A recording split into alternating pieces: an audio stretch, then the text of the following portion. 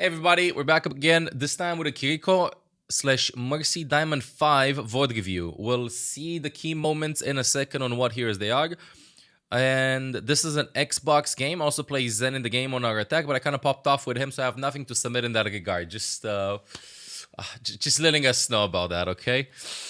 I love the confidence. So let's see this. I feel like I did absolutely nothing the entire fight. I don't normally play Kiriko, but I wanted to learn her because she's such an important support, and I only choose her because we had a Junker Queen. I have no clue what I'm doing. For starters, was I right to be with my Ana and Sim, or should I just be with my Junker Queen and Cass? Also, I'm too scared to do off angles because I feel like as soon as I stop healing, my teammates are at critical health. It doesn't happen this game, but it is very common to me. I get really frustrated playing Kiriko, so I just feel useless and I have no damn clue on what I should be doing. As soon as I swap heroes, I feel like I contributed so much more. From 0:45 until 1:40, so the first team fight. 0:45 until 1:40. From the shadows. So from here. Anonymous, thank you with your ungifted sub. I'll thank the subs afterwards, chat. Thank you. Attackers incoming. Defend objective A. Bad guy. Take him out. A new dawn for you.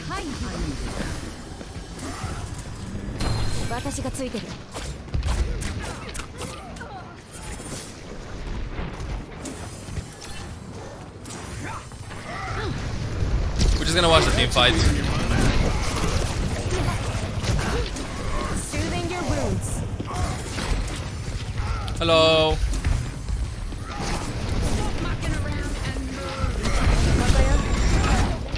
Bad guy. Heads up.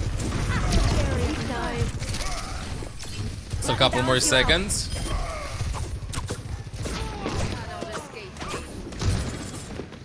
It's a console game. Yes, it is a console game. Okay. It wasn't that bad, but we can definitely see that you don't play a lot of Kiriko. Aim a little. Shut up, chat with aim. It's not about aim. I don't know how much Kiriko you play, and I don't know if you can get in what I call the Kiridam, which is you heal with your Fuda and then you do one kunai. I do not know how possible that is to do on console. I'm gonna show you really fast because this is super important, because this is literally the big problem that you had in the entire team fight. Okay, so I don't know if you can do this on console, but Kiriko does this. Kiriko heals up, right? And until you can release another set of a Fuda, you see that there's a delay.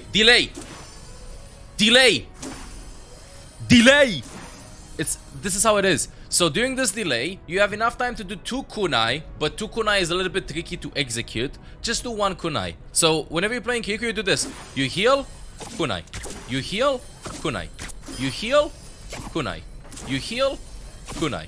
This is why your Junker Queen was getting low HP. This is why you're getting really stressed out in that team fight, because you weren't seeing your ally and throwing a kunai. You're either healing while trying to get cover and being a little bit panicked about like what was happening, or you'd be shooting for 6 or 7 of them.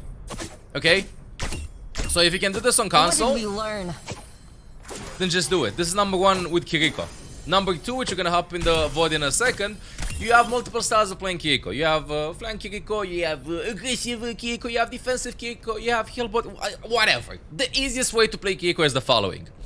See the ally that you want to heal the most, that you have the most synergy with. In your case, in that VOD review, it was Junker Queen. You literally said that you picked Kiriko because of Junker Queen, so you only care about Junker Queen, similar to how with Mercy you pocket the Pharah and you kind of almost only care about Pharah 80 to 90% of the time. So if your teammates are low, you don't care. You know, you just heal up your Junker Queen. So you see your Junker Queen and you spam in the general direction where the enemies are gonna come from. So in this case, this is Junker Queen. Wherever Junker Queen is, you can stay in the back. Although I do recommend playing a little bit closer to Junker Queen. This is super easy positioning. mL7 guard, mL7 This is Junker guard, Queen. mL7 guard. You do not play from here, because this is another reason why you're getting stressed out with the amount of heal that Kiriko does. You want to walk. The closer you stay to them, the faster the heals travel. Because like, look how long this takes, right? So if you need to heal them up fast, you just walk really close to them. So playing with Junker Queen, I recommend staying from here. Kunai. Boom, heal, boom. Boom, boom. And now let's hop back into the VOD review. Those are like a very small 60-80 seconds, I think it was more like 5 minutes, introduction into Kiriko's playstyle in this situation. Ready for battle. So let's continue watching the first team fight. Ready. At the beginning, Ready for battle. if you want to risk it for the biscuit, you can just throw 1 or 2 kunai from here, or even get into a cheeky spot, even throw some kunai from here, and then TP back to your team, instead of just not poking from the beginning. Because in 1 in 100 games, you will probably land a headshot, you're gonna get your ultimate charge, and if you just do that, if you just like throw a kunai at the beginning and then TP to your allies, it's worth it. If you're afraid of getting headshot by Widowmaker, Hanzo, or whoever, then don't go for it. You're playing safe, this is also good. So like for example, at the beginning, you could just spam from here, kunai, kunai, kunai, kunai, kunai, TP back when I see the enemies. You can do a lot of things like these. It depends on you and how you want to set them up. 3, 2, 1. So again, this entire team fight. Defend Okay, good. objective A. One thing though, when creating these off angles, this is like good spam at the beginning, love it. But creating a separate off angle is what Kiriko excels at. So in this particular case, if you have allies playing from here and playing from here, what angle is not covered, then if your allies are here, you can spam from here. Or you can spam from wider left side over here and could kill the Widow. Or you could just hide here a little bit, wait, because they're not going to scout you out, and then peek, and then maybe even try to kill Widow at the beginning, rather than just spamming in the general direction. So this is step number 1, basic Kiriko engagement at the beginning of the fights. Step number 2 would be to like look for a weirder angle to play from at the beginning. And step number 3 would be to literally stay in full assassin mode. So like for example, the game starts, if your allies are scouting them, okay, and even if they're not scouting them, they do not need your heal from the beginning because they won't be taking damage. You can just stay here, crouch, wait a little bit, and you might catch somebody off guard. In this particular case, imagine you staying here a couple of seconds, crouching, seeing the Widowmaker scoped in, headshot, headshot, dead. That's it. Even if you land one shot, it's enough. Even if you don't land a single shot, it's better than nothing, because the enemies, instead of walking in front or applying pressure to your allies in front, they're gonna apply pressure to you by just looking at you, so you just turn around and TP back. One quick thing when doing this though.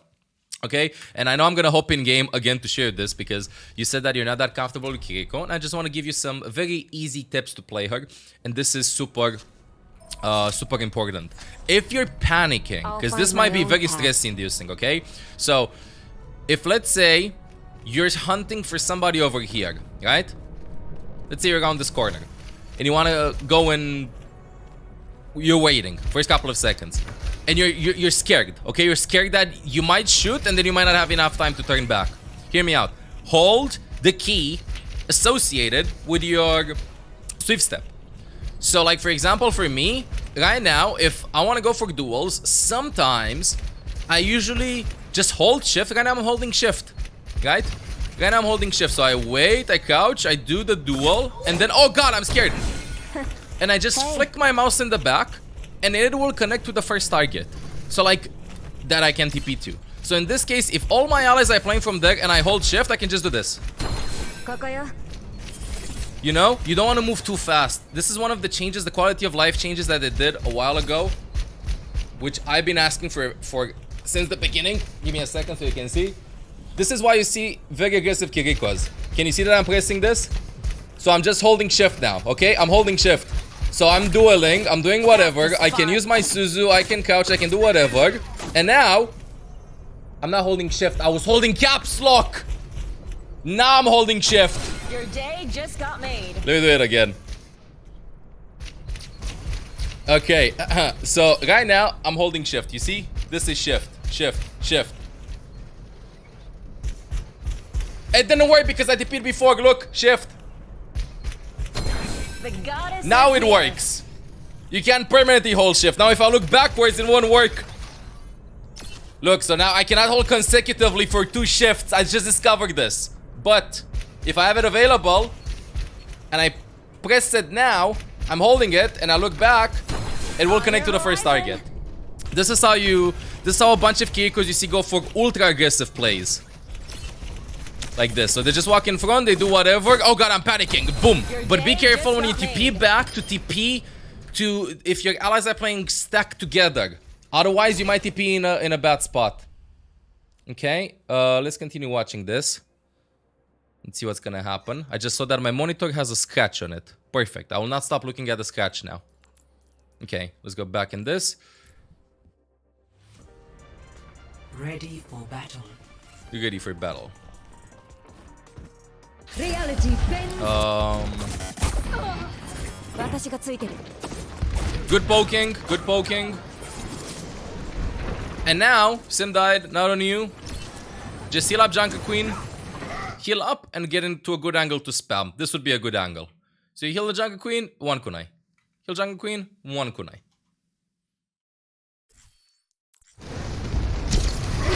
Even right now, like, this is the thing with Kiriko. You have to preemptively heal because right now, you looking around is just complete downtime, right? Because it's going to take some time for your Ofuda to travel to your allies. And now when they walk in, here's another tip. When they walk in and you feel like you're being pressured, your damage and healing does the same amount of damage slash healing from no matter the distance. You can just like walk back. So in this case, oh god, everybody disengaging, no problem. I just drop here and I spam from here. Oh, we're going back on top, I'm climbing back, I'm doing damage. So right now, even though you're doing kunai, I will do 1 kunai, then heal. So like here, this is like where you felt stressed out. You kited back, and now you're seeing your allies there that you can kind of care about, but not that much, because they're not playing with flankers, right? They're just staying there in the back. And Junker Queen. And now you're caught between, do I do damage? Do I take care of my enemies, of my allies in the back? Or do I heal up the Junker Queen? You know how you simplify this? I said at the beginning, care about the target that you picked Kiriko for. In this situation, you say clearly for Junker Queen, don't care about your other allies, focus on your job. And then do the tip that I gave you at the beginning. See your Junker Queen, and then see the enemies. So if Junker Queen climbs on top, I will not disengage from right side. Okay? I can, if I'm scared, I can just play from here and heal her up and not do damage to the enemies. But ideally, I want to see the Junker Queen and do damage to the enemies. So in this case, if Junker Queen drops, I'm ready to kite. So I see the Junker Queen here. I'm not isolating the angle like this. No. She stresses me out. Okay, I drop. And now I see Junker Queen, I see them. Even if they have a Widowmaker, even if they have a Sojourn, if you're a little bit scared by that, just do AD spam, left and right, or tighten the angle. So if this, if you're thinking that you can get sniped from the side, because this is Diamond, okay? So you might be tracking what the enemies have. If you're scared about that, then tighten the angle. Fine, they have Widowmaker. Okay, I'm gonna stay in this corner, right here. I'm gonna stay here. I'm gonna heal, and then I'm gonna kunai if I can. I'm afraid of Widowmaker. Fine, I will not do that much damage to them, and I'm just gonna crouch from here and just heal my Junker Queen, because that's my primary job. So now when you drop back, this is when it gets stressful. I'm a victim. No, I want to say I also do this. Okay, I also do this. Now you tighten the angle, and now here's a big issue. Oh no, I'm scared. What is happening here, and here? What is the best support, not healer tip that I always give? You find the wall, you kiss the wall. In this case, what's the wall? There is no wall. There is no wall. There is just... But what if the entire world is a wall that we have to break to in order to discover our true selves? No, too early in the stream. Okay, here's the wall. I love this wall. I heal Junker Queen, I pick to shoot. I heal Junker Queen, I pick to shoot. I heal Junker Queen, I pick to shoot. This would be a little bit harder because I can barely see, and I'm prioritizing doing damage to the enemies rather than maybe seeing my Junker Queen that's gonna kite left side. So right now, guilty. Yeah, I'm guilty of that. There you go, that's the expression. So in this case, if I drop back, whenever I reposition, I'm not joking, I go in full survival mode. I'm in the open, I'm like, wall. Okay, I'm okay. Wall, anything. You see me sometimes even use lampposts as cover. Even trees I use as cover. Anything, it can be a bench, it can be this, anything, just have cover. So right now you're in an uncomfortable position, you drop, fine, just play from here. Shoot, heal. Shoot, heal. You see your Junker Queen, and I can see the enemies. That's it. Anything. So right now, good. Here's one thing that I want to talk about with Junker Queen and with tanks in general. It's very similar to Life Weaver. You're gonna see in a second. Whenever you play with Life Weaver, and it's roughly the same with every hero in the game, if your tanks, and usually tanks, have defensive cooldowns that can keep themselves alive, they should use the cooldowns first, and then you should come and help them. So why did I say the Life Weaver example? Your Ramatra has low HP, and he still has Nemesis form. He knows he should Nemesis form when he has 100 HP or even less, right? To get value out of that. Queen as well, she gets low. You didn't hear the shout for a while. She will shout. Reinhardt is charging his shield around the corner. He will shield. Orisa is low. She will fortify, or she will helicopter. Same thing here. Jungle Queen is low. I didn't hear the shout because I'm only focusing on her for quite a while. I assume she's gonna have shout soon. She shouts over there. Okay, I didn't realize that you heard the shout. Okay, my bad there. You saw the shout and then you reacted to that. Smarts. Is this a good decision? Risky. I'm torn. I'll say yes. I'm not gonna cover this much because if your Jungle Queen dies here, you're just gonna get rolled over. You throwing the Suzu from here to there ain't it can land, it cannot land, it's okay. I wanna see what happens afterwards. You Suzu, you go back, you kite well, perfect. Let me balance you And out. now look, this is what I was talking about. So you heal, you shoot. You heal, you shoot. You heal, you shoot. And now when the fight is over, you don't need to shoot that much. Oh, you don't need to heal that much. You just gotta focus on damage. Good. You did a lot. I don't know what you're talking about. This was better than expected. Based on your description. 556 to 644. I stayed up lost as a team fight. The soldier distracted me and I tend to shoot her. Whilst my teammates were getting destroyed by Orisa. When using Valk, I often get confused on when to use my gun. Also, was this Valk even the right thing to do in the first place? Okay, so Mercy. Key moment. I feel like now I'm in Diamond, I should know all of this, but I'm always able to mess it up for guys. Do you have any tips that will help me not get distracted? Also, my positioning in midpoint B is awful. I know I should be playing another hero, but there's next to no cover, but Mercy is one of the only supports I'm comfortable in playing. Which hero should I be playing instead of Mercy? I'd recommend just playing the hero that you're most comfortable with right now. Up until GM, I don't think... Hero swaps, of course, matter, but it's more important to just play what you're comfortable. This is what happens in high SR games as well. If, let's say, we get someone in our lobbies that was, I don't know, plat a while ago, we'd just be like, just play what's comfortable for you. It's better to do that. Okay, so you said from 556 until 644. Let's take him to the wasteland! Down goes another contender. Be uplifted!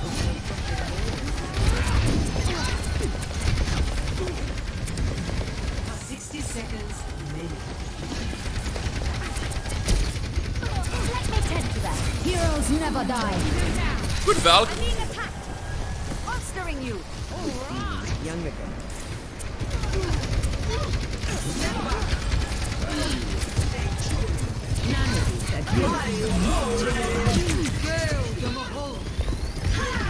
Okay. Good team fight. To Vodrivy, that is. So, let's go first step by step. What's your job in this situation? Ana's responsible with Jungle Queen. Ana's responsible with the tank, usually in this case, because you're playing Mercy. You're supposed to pocket somebody. You do have a pocket target, which is Cassidy in this case. If you'd have Tracer Genji, it would be a little bit tricky, but you could still pocket the Genji. Now, what I want to talk about is the following. The enemy team comp and who can kill you and your ultimate charge. So in this particular case, who can kill you from the enemies? Hanzo can headshot you, right? And also Sojourn, if she's blue, she can shoot you. Other than that, you shouldn't be that afraid because if you take any damage, you can always pop Valk and you can always get into cover.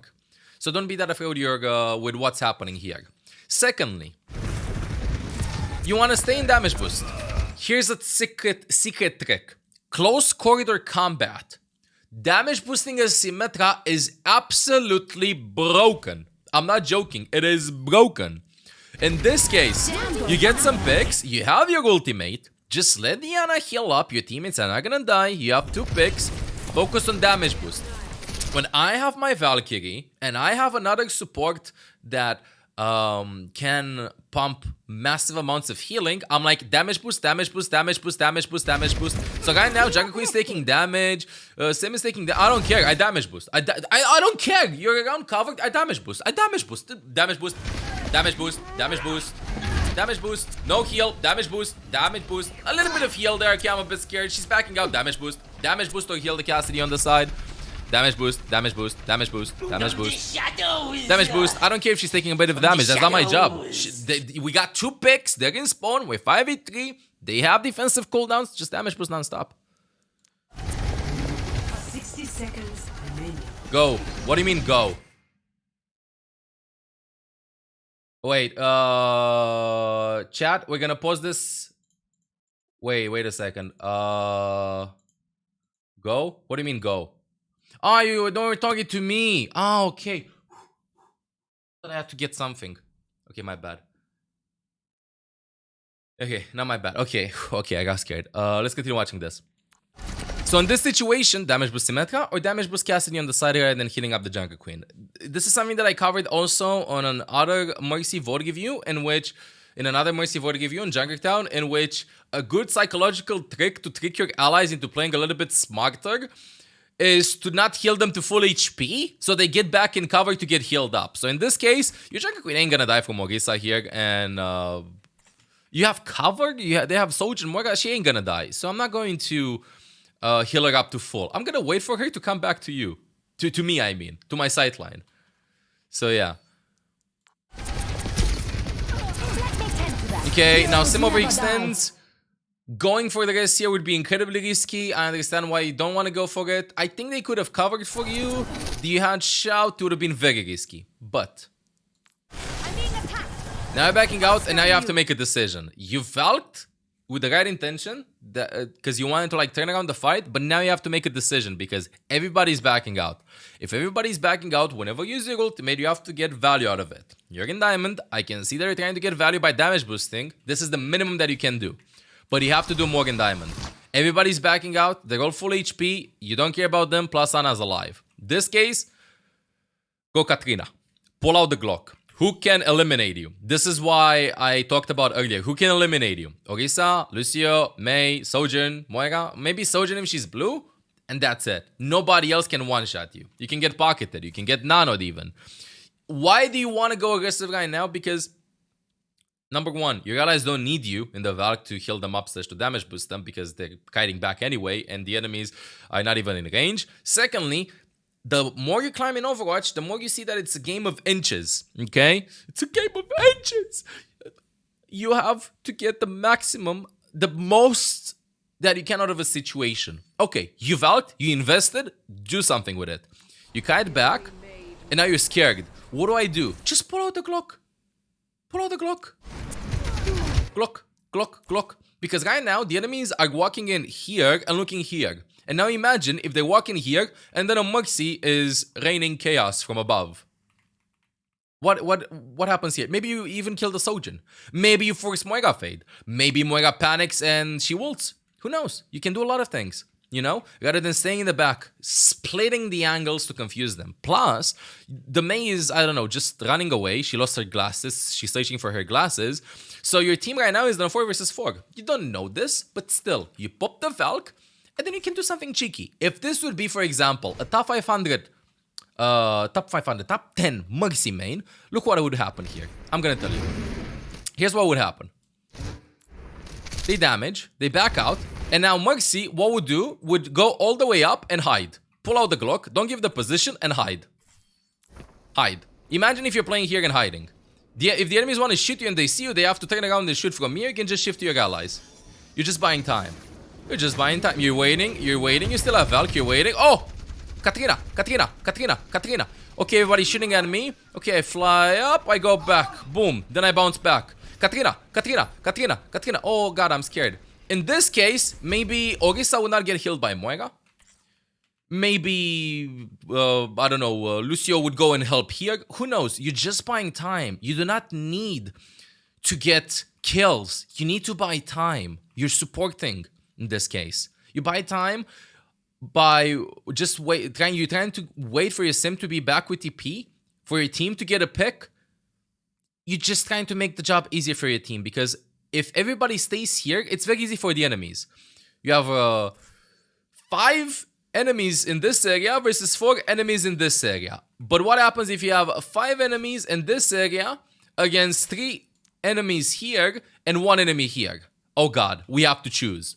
Do we take the 5v3? Do we go there? Remember how annoying a TikTok Moira is in the backline? Well, you can be the same thing with Mercy in this case.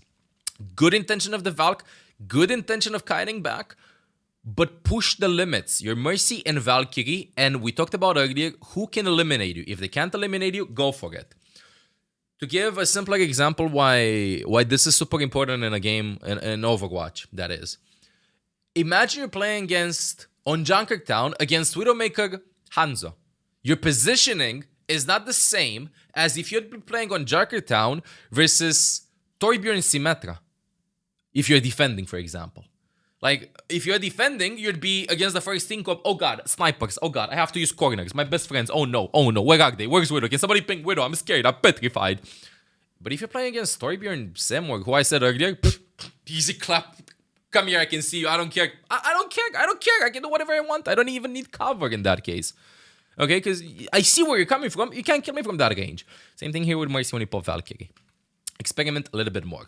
So if your team doesn't need you, just pull out the clock. Plus, you can just do it, and if it's a bad decision, it's very fast to swap guns again. And here's another thing that you can do, by the way, in Valkyrie, that we didn't talk about. Again, like about the minimum things that you can do, you can ping the enemies. So in this case, even pinging helps a little bit more. Ping the Sojourn, ping, just ping everybody. And then kiting back over here, okay. The decision-making came in a little bit too late. Good, that's what you should have done from the beginning. Now Sojourn was not shooting them, she was shooting you there. Your teammates kited back, small miscommunication there, your window of opportunity closed, and you just kited back, that happens. Good disengage. As being said, I want to hope in Olaf review. Let's hope in Olaf review. Olaf review, what we're going to improve fast. Okay, I did data. I don't want to talk about aim. I don't think you need to train your aim that much. I don't want to talk about that. I want to talk a little bit about your positioning. Okay. I don't want to talk about cooldowns either. I think your cooldown management is fairly decent. You know what to do with the abilities. You're a very cerebral player, you know? A very cerebral player. Like, I can see, like, you have reasons why you're doing things. You're thinking about them. Now you just need to push the limits. So I'm going to talk more about positioning and decision making. These are the two things that I personally think you should be thinking of. So, number one thing that Olaf recommends you do. What should we do? Let's talk about first. This is I forgot how to write it. Wait, Kiriko. There you go. Kiriko and rhythm. Kiriko. It's what I talk about in the Kiriko goals. You have to get used to this if you're playing Kiriko. So you Ofuda, one kunai. Ofuda, one kunai. Do this consistently. Okay, do this consistently. This will increase your amount of, like, if you land one headshot out of 100 kunai, that's more than nothing. Okay, so we have ki rhythm there. Ki rhythm? Wait, this is how you guide it? You guide rhythm like... Whatever. Okay. 2 kunai is a little bit advanced. Let's just do 1 kunai from the beginning. Wow, I didn't know that you guide like this. Okay. Anyway. Secondly, make your job easier. As in, focus on what you planned, okay? Do not think about like what Anna's doing, what Cassidy is doing. You pick Kiriko for Jungle Queen, you focus on Jungle Queen. This is also oriented towards Kiriko tips. See your targeted ally and maybe the enemies. This is your positioning. You have to see your ally or allies that you have to heal up in the team comp, because you can definitely, you understand what you have to do in the team comp. And maybe the enemy so you can spam. Okay? So, see your Jungle Queen and then spam. Number 4, of course, find walls. Walls are your best friend. Always playing cover from walls. This is about Kiriko. It's not that much. Like, honestly, your decision making and what you're doing with Kiriko was really good. You just need to, like, these are some of the basics of her, if that makes sense. You don't need to work on the advanced stuff. So get in the kill rhythm, see your ally, see the enemies, and play around walls. Congratulations. You're gonna climb to gem in no time. Now, let's talk about Mercy a little bit. If you have ult, prioritize damage boosting even more. Even if they're unconventional targets, prioritize damage boosting in that case. Okay, they're full HP. You don't have to win team fights with your allies being full HP. They don't need that much. Support is different from healer. Healers make sure that their allies have 100% of their HP almost throughout the entire team fight, while supports make sure that they have enough HP percentage-wise in order to win the team fight. So instead of having your allies be at 60%, it's like comparable. I do 100% of their HP healed and do 0 damage, 0 contribution to the team fight otherwise, compared to I'm a support and I know that you only need 60% of your HP in the team fight because you're going to take about 50% of damage from your max HP. So the rest 40% of HP that I could have covered healing you, I'm going to put in damage into the enemies. That's why it's called support and not healer. Okay, don't fall into the trap of making everybody full HP so they win the team fight. They do not need that much HP. If you have ultimate, prioritize damage boosting even more. 6, if you Valk, get something out of it. Pull pistol, damage boost, hide, ping, anything. The more actions, the better. Try to get minimum of 2 things when you're doing so. And here's something very important for you, because these are very general, and I bet that if you're gonna get in the Kiriko, you're gonna play around walls, you're gonna understand your job, and you're gonna climb. But you're gonna be stuck in Masters or in low GM for a while. You know how you can get better really fast? Hear me out. Do 5 things per game that make you nervous, that give you anxiety. Even if you make you nervous or make you doubt yourself. So like for instance, you said that you lost the team fight because of you, because you could have done that and that and that. Just pull the pistol. Just don't think about it. Just do it. Just do it. Like seriously. Pop the Valkyrie in a bad situation, trying to go for the duel. Does that make you nervous? Yeah, because I might win the team fight, I might not win the team fight, I might get flamed, I might not get flamed. If you don't push the limits, nobody will come at your PC, at your console, and push the limits for you. You have to be proactive, you have to make mistakes, and if you want to climb fast, you have to make a ton of mistakes and make them fast. You will not be able to get to a high rating if you're consistently playing safe and doubting yourself. You have to risk it, okay? Go beyond your limits, push what you're comfortable with, and eventually with time, you'll see that you're increasing your game knowledge more and more and more, because for example, what you can do in the next game is use Valkyrie, stop healing / damage boosting, and hide in a corner and look for a pick. That's one example that you could do that can make you nervous. Another one with Kiriko would be hide and spawn at the beginning and look for a kill. If you do it, good. If you don't do it, good again. At least you learned. This being said, I hope you found this VOD review useful. Please let me know in the comments if you climbed or not after it. And for everybody that watched, if you enjoy it, make sure to subscribe and stay tuned for more. mL7 out.